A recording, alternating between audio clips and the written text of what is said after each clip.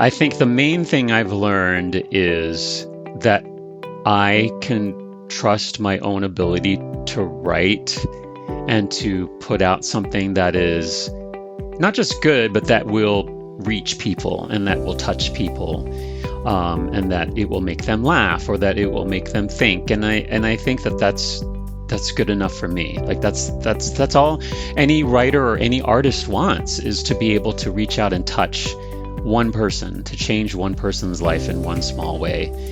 And that's something that I'm constantly trying to remind myself as a writer.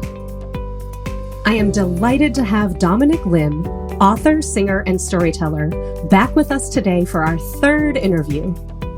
I first talked to Dom back in fall 2022, when he'd signed his 2-book deal. I caught up with him again last summer, when his debut novel, All the Right Notes, launched to great acclaim. It was named a 2023 Best Book by over 20 publications, including USA Today, Harper's Bazaar, Goodreads, the SF Chronicle, and Entertainment Weekly. And now, Dom is preparing for the launch of his second novel, Karaoke Queen, which comes out September 17th, 2024. Dom is a member of the Writers Grotto and a co-host of the Babylon Salon reading and performance series in San Francisco. He studied psychology at Oberlin and got his master's from Indiana University's Jacobs School of Music.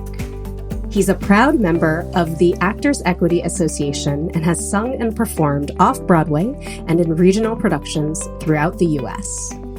Dom, welcome back to the show. Hello, thanks for having me back. Third time is a charm. I would say the first and second were charms too, but you are the only third-time guest so far, so congrats on that. I know, I'm honored. Thank you. It has been such an honor to be with you on your writing journey these past few years. I remembered you mentioned in our first interview that it was about a decade ago when you decided to take writing from a hobby to something more. And this past year seems like another turning point for you. You've deepened your commitment to writing, and it's become a profession. Right. What has that felt like for you? It's felt correct.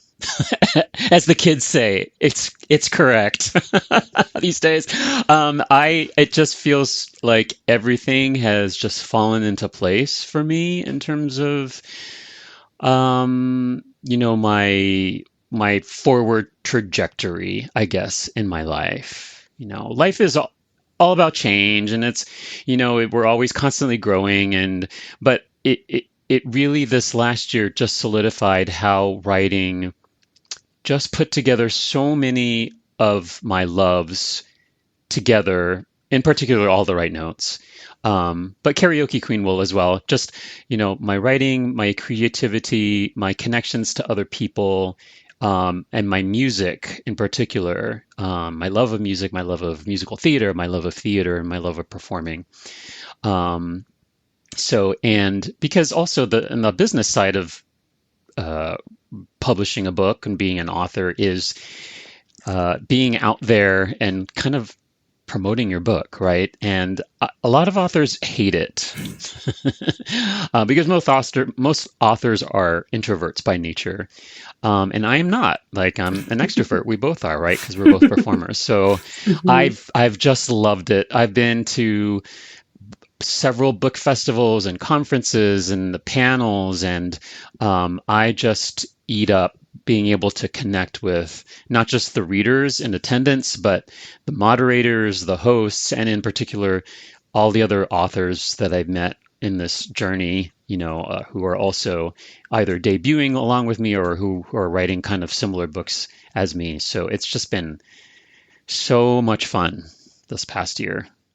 It sounds like this other side of being an author or a published author, of promoting and getting out there and making connections, has actually been a joyful thing for you. And the book has actually, of course, in itself has been very rewarding, but has also led to these other opportunities for you to be even more of yourself.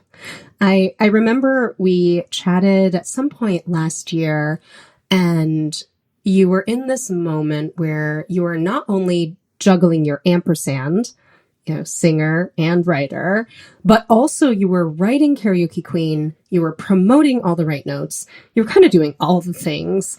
And I think in that moment you mentioned it was pretty stressful, constantly shifting between these modes, even just as a writer. What kept you grounded and calm during that time? Well, Peter, for one, who's my husband, I think Peter means the rock, right? And he really was my rock throughout that whole process. And then I did feel a little bad because I was never there for him. I couldn't be emotionally present all the time, and probably the least amount in the entire time that we've been together, because it really was a difficult time for me. I don't want to say difficult. It was just very busy. It was very, very busy, and yes, it was stressful. So, but he was there for me, and also just daily mantras. My preferred one was it's going to be okay. Everything's going to be okay. That might, that helped to calm me down. That, whatever I was doing, I just needed to keep my eye on the prize. It's really hard in writing, especially when you're a novelist, because it's such a marathon. You don't have that automatic, it's done. And you just have to keep going and just keep faith that your own abilities, and then the people that you surround yourself with, and in particular for writing a book, your editor, your agent, the other editors, like the copy editors and stuff, will support you in the creation of your book. And they are the people that I really needed to lean on for the second one in particular, because I was on such a tight deadline. Well, I was on many tight deadlines because I passed by all of them. I think I got 10 extensions. But I really had to have faith that the material that I was putting out, and I would say, this is what I have. Let me know what you think. And then just to trust their judgment, my editor in particular. How do I improve this? What's the next draft? What is it going to look like? Because of the first book, it took me years, 3 years or so to write that book. And I had so much time to just sit and reflect and workshop it with my writing group. And for this one, I didn't have that. It was just, they wanted it really quickly. And that's how it goes with romance writers in particular, and a lot of commercial genre, like this fantasy and YA. They just want a book right away. And that's a business decision because they want to keep you top of mind for the reader. They don't want you to disappear. And I get that, but it did make things difficult.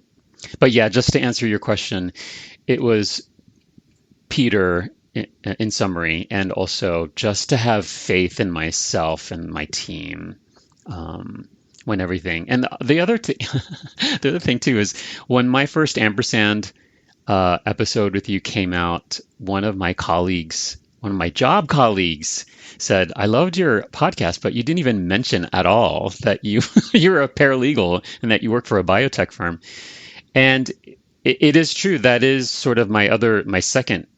I guess my second ampersand or my third ampersand. How would you? That I am a paralegal. That I have been a paralegal for a biotech firm as well. So at the same time, I was maintaining a full-time job at a company that was going through a bankruptcy. Mm-hmm. So that was also difficult. But then again, I had to lean on my colleagues because we were all going through that together. So. You already preempted one of my questions because I had it here as well. Dom, we've never talked about the paralegal side. I know. But it seems like in summary, it's really the people who have been closest to you in every sphere of your life that kept you grounded. Yeah. You had this beautiful analogy in one of our past interviews around building the sandcastle. And you mentioned writing is dumping all the sand into that area, and editing is really where you create the shape of things and build that castle. Yeah.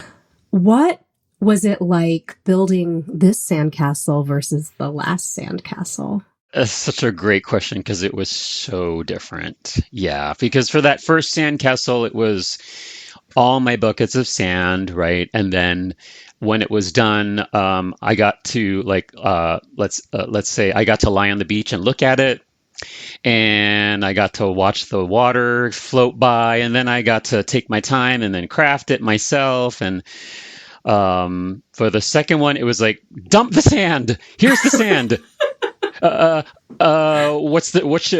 What should I? And then like waiting for Alex to go, okay, the sand looks good. Let's, focus on this turret and then this and then come back to me. And it's like, okay, so it really was, I was not the only one in the sand pit this time. It was me and my editor and my agent at first. My agent was the one who took a look at my first draft versus the first one. It really was just me with tiny little inputs from other people, like my writing group and everything, relaxed, like to think about this, for 3 months and come back to it. But this one was like, we're on a deadline, put that roof on. And I was okay with that because I now know my editor really well, Alex Logan, who's an editor at Grand Central Publishing and forever. And I've never questioned her taste or her ability once. And so I was able to put 100% of my trust in her and her vision for me and for my book. So she helped me so much on the second one. Yeah. That sounds like a great partnership. And yes, thank you, Alex, from all the readers too. Well, on behalf of all the readers, loved all the right notes and can't wait for Karaoke Queen. So I want to talk more deeply about Karaoke Queen. You mentioned to me that this isn't necessarily a book where you'll laugh and you'll cry. I gotta say, in all the right notes, as you know, I cried on the second read. On the third read, I bawled my eyes out. What do you hope readers will take away from your second book? Yeah, it's not the sort of cry fest the first book was. And I think that actually that might be a good thing because I don't know if we talked about this before, but All the Right Notes was promoted as a romantic comedy. And by the truest definition of a romantic comedy, that it fails. It's not actually a romantic comedy because, one, people end up crying over a couple things in the book, and two, it's not exactly farcical. There are definitely funny bits, there are funny characters, there are jokes, there are laugh out loud moments, but in a true romantic comedy, the majority of the comedy comes from the situations, the major plot situations, rather. And so this second book, it really is a romantic comedy. Yeah. I mean, there are some definitely touching moments, and I'll talk about that in a second. But the most part, I don't want to say slapstick, but it's definitely more like that. I just got off a publicity call with my publicity team, or rather the director of publicity at Forever, and she had just been doing a little bit of research about the book, about Karaoke Queen, because she had read it and she was preparing for the call, and she realized that this is the first traditionally published romance to feature a drag queen as the main character. So that's pretty big. Yeah. I mean, we can't make any promises in terms of like self-published books because who knows what, but that sort of corroborated my research as well, that I've been digging, and there was one that came out last year where the love interest was a drag queen but not the main character. And certainly there have been other romance books, and definitely books in general, obviously, that featured drag queens as characters. But this is the first romance to feature a main character who is a drag queen. So, yeah, it's kind of a big deal particularly now, because it is, I didn't write it to write into any sort of trend. I wrote about what I wanted to write about, but the fact of the matter is, drag is really a big topic right now, as is gender, gender identity in general. That there have been, I think, something like 55 anti-drag bills introduced this year alone. Just drag, not even LGBTQ. And then the most of those have been, pushed back and have failed. But that it's still to say that this has never happened. This is unprecedented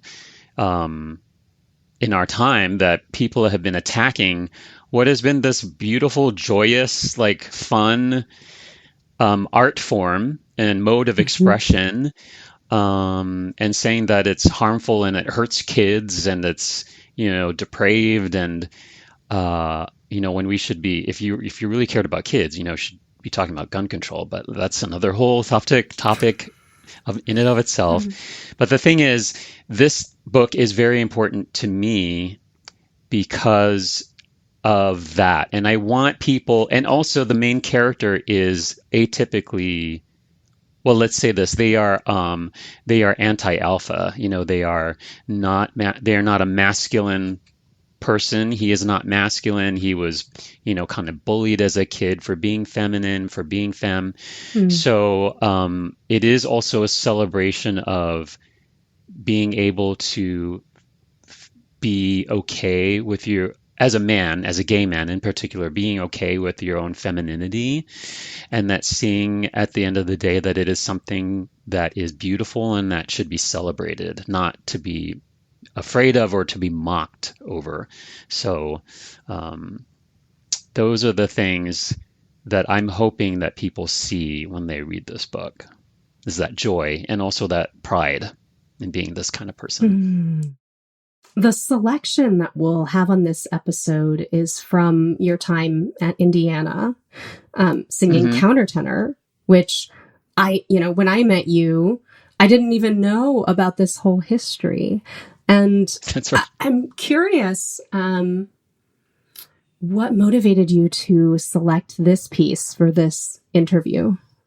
I think one of the reasons why I wanted to share this piece with people, is first of all, a lot of what I've written so far with All the Right Notes and with Karaoke Queen have to do with gender identity and being sort of being outside of the norm of what is expected of you in terms of how you project your gender identity. So that was explored with, for example, Ujima in the first book, who's non-binary trans and also a drag queen, and then in this one with Rex, who is a drag queen, but not just that character. And so what I love is, and I explored it in the first book. Some people have brought it up, but not that many people. The character of Milton in All the Right Notes, who is this young choir boy, right? And he's having problems because he doesn't know where his voice fits. And it's really Ujima who comes up with this notion that, well, maybe that's because he's not supposed to be singing in the male Fach. Maybe he is an alto or even a soprano. And so that's sort of where that character came from, is my experience as a countertenor and exploring that.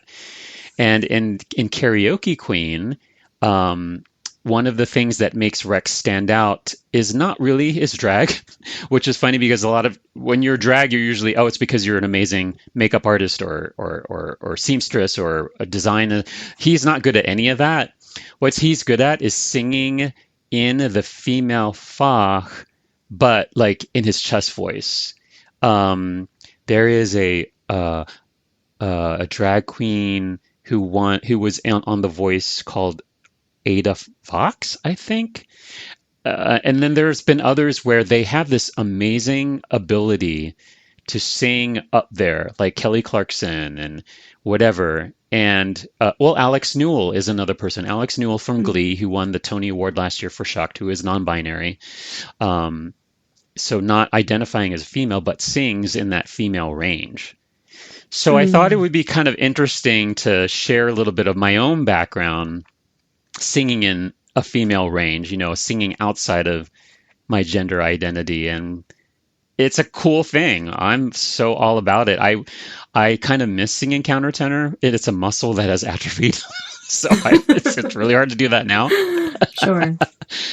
But I loved it. And I sort of wanted to share that with people.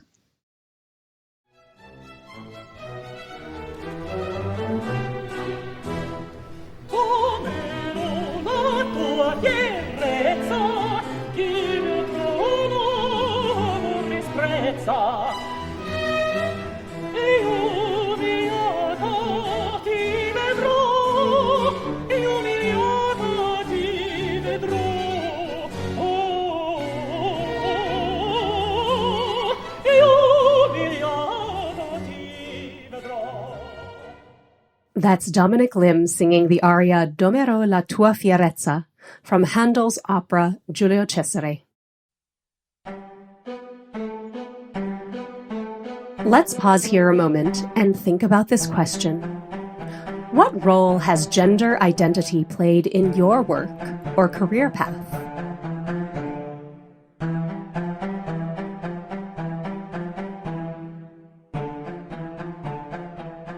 Outside of hosting this podcast, I partner with leaders in the workplace to turn professional challenges into leadership successes and career progression.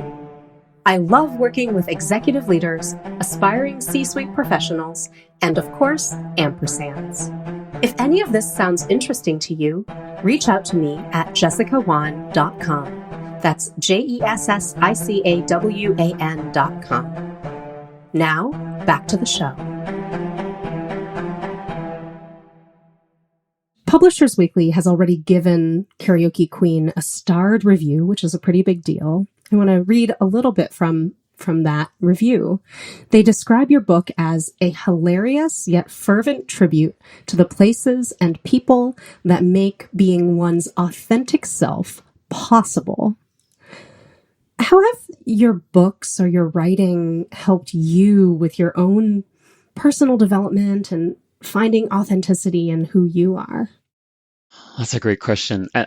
First, I want to say that starred review that I got from Publishers Weekly recently was such a relief for me because, and I think we talked about this previously, or at least just between the two of us, that one of the big stressors of writing the second book was that it was in the midst of the publication of All the Right Notes and getting all the feedback and the acclaim from the media and also the reviews that were coming in just from bookstagrammers or from people.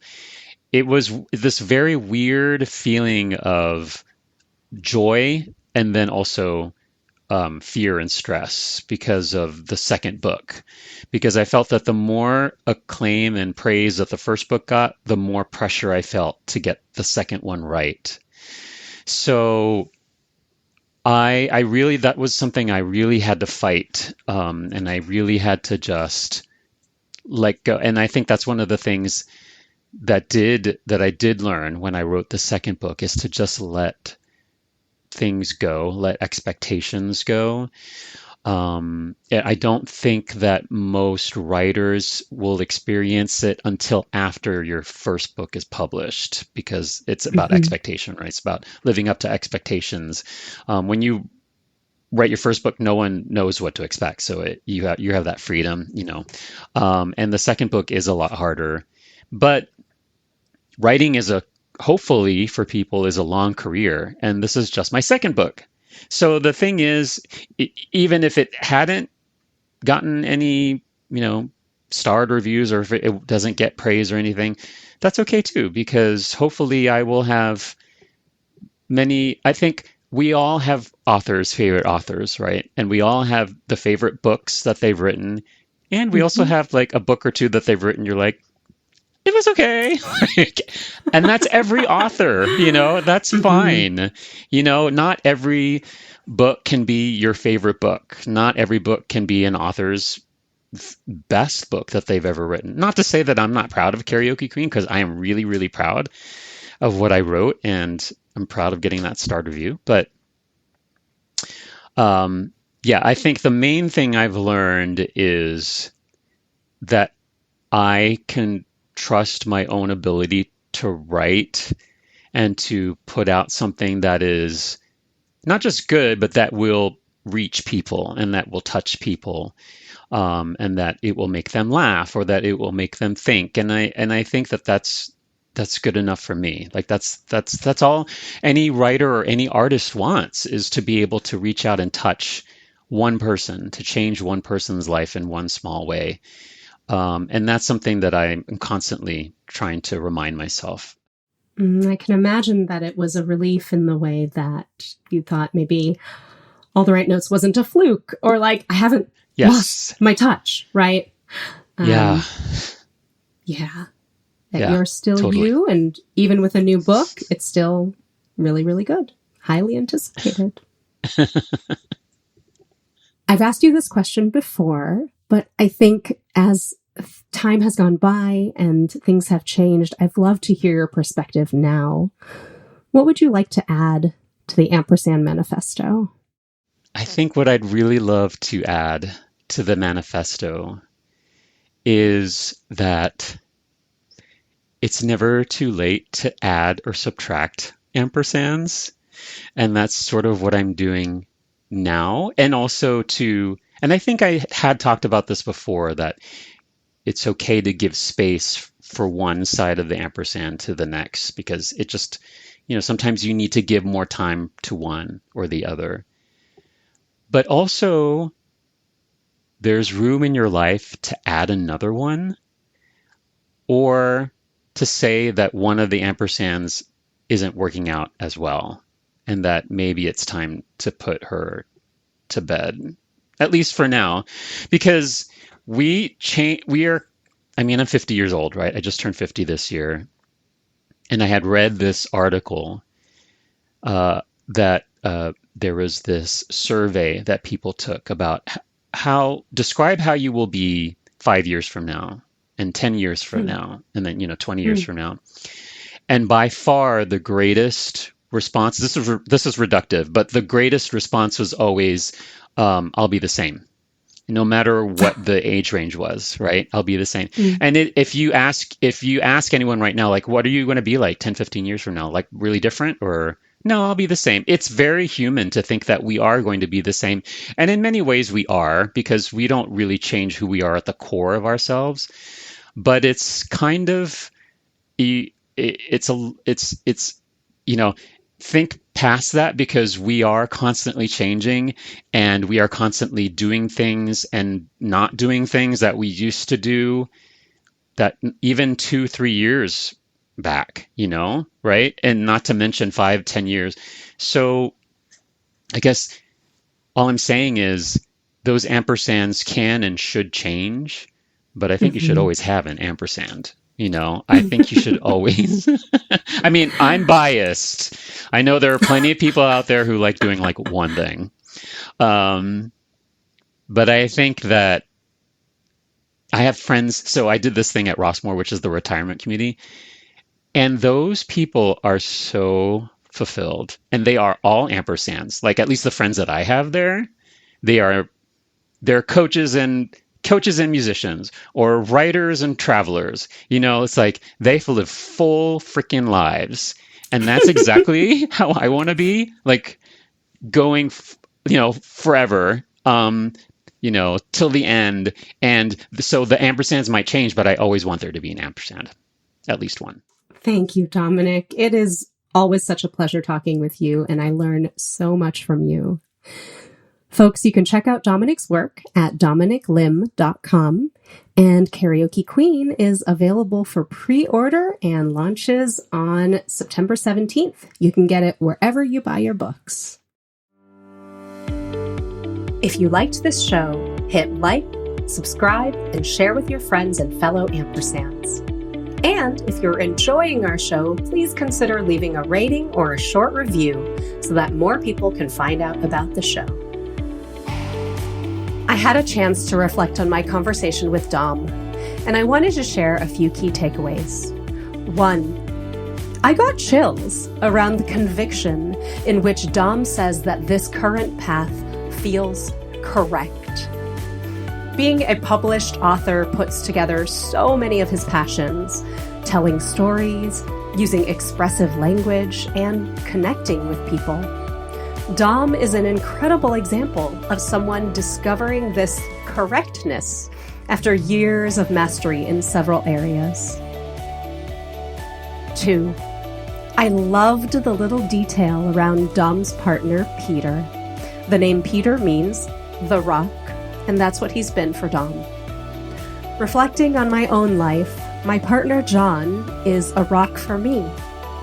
And that's so important as an artist, an ampersand, and for someone who identifies as a high achiever, to have that rock in your life and to be rocks for each other. 3. Dom brought up the fallacy of thinking that we're going to be the same in 5 years.